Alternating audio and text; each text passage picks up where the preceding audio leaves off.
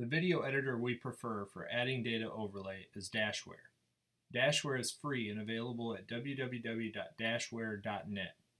DashWare allows you to import the data file that was created from H2O Export and merge it with a video file.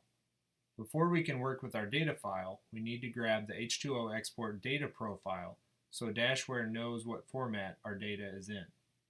This data profile can be found at apps.network80.com. Save the H2O Export.xml file in your Documents, DashWare, Data Profiles directory. We also need to add some data types to help DashWare with our data. If the wizard is open, click Cancel and then File, Edit Data Types. Select Engine Transmission and click the plus sign to add a new data type. Enter Engine Trim and click OK.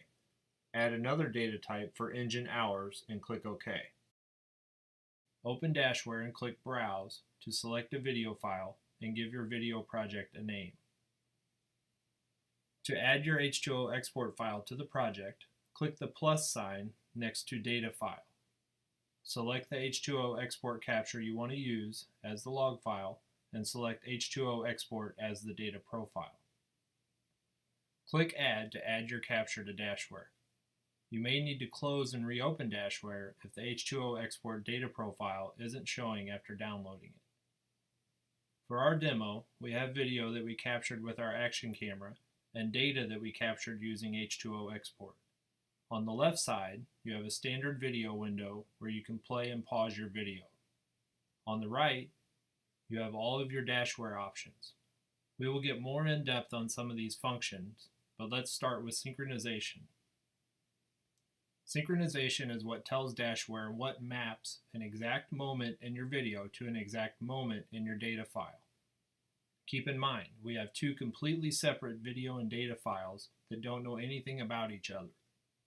The Synchronization tab is where we tell DashWare how to sync our data with the video. Since H2O Export allows you to easily create individual capture files, we can go frame by frame and sync our video to the data file. When you feel you have it about right, click the Sync with Video button. This can always be tweaked later if you think you're a little off. This is easier to gauge as we add relevant gauges to the video. In the next video, we'll talk about DashWare's gauges and how you use them in your video. Please note, DashWare does not work with 4K video files. Make sure you convert or capture your video to 1080p instead.